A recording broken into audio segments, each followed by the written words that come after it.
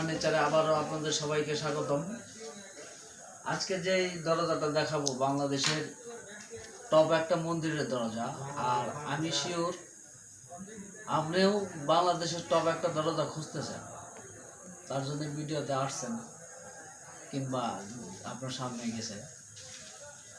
আমাদের এই দরজাটা উচ্চতা হবে 7.5 ফিট আর পাশে হবে 6 ফিটের মতো। মাঝখানে আপনার দরজাটা আছে 42 ইঞ্চির মতো। আপনি চাইলে বাড়াতেও পারেন। আর যদি বার্মাটিক সেগুন দিয়ে করতে চান তাহলে আপনার প্রায় 3.5 লাখ, আর লেকার পলিশ করলে 3.5 লাখের মতো পড়বে।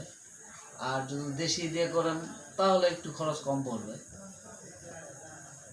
যদি আপনার পছন্দ হয়ে থাকে তাহলে আমাদের হোয়াটসঅ্যাপ নাম্বার